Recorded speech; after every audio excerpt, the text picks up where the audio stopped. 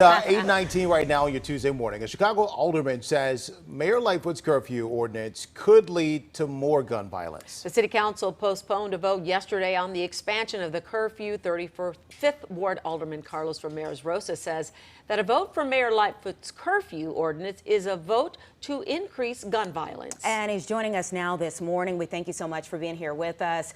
Okay, so what did you mean by that? Well, there's so many studies that look at the effectiveness of juvenile curfews.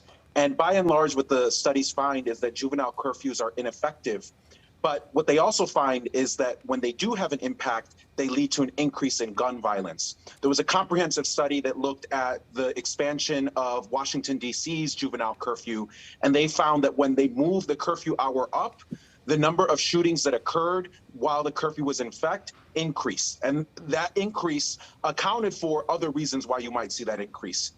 There was also a study that looked at various other comprehensive studies that looked at juvenile curfews. And again, they found that when a juvenile curfew did have an impact, it led to more violence and crime. So juvenile curfews, I think the evidence is pretty clear, are counterproductive. And that is why, I'm hoping that the city council votes down the mayor's latest stupid idea.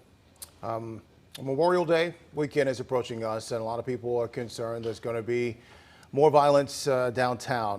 What do you think needs to be done to curb the violence that we have seen time and time again? Well, we need a comprehensive solution that looks at the evidence from other countries and from other cities and states that have successfully reduced violence in their communities.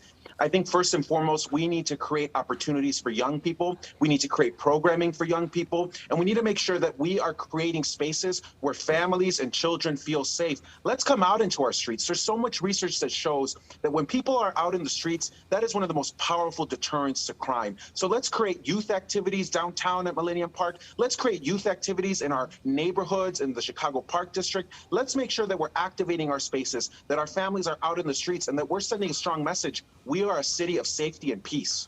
Alderman, what could we do immediately to make that happen, to provide those different places?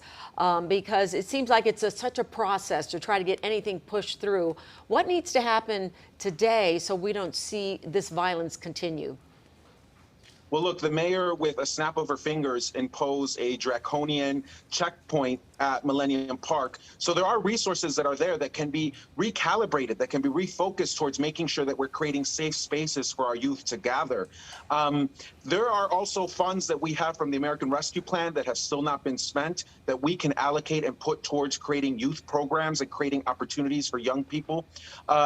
We need to get serious about addressing gun violence and safety in our communities. And going back to a failed idea from the 1990s, this expansion of juvenile curfews, I mean, we now have decades of research which show these ideas do not work, and they actually are harmful to our communities.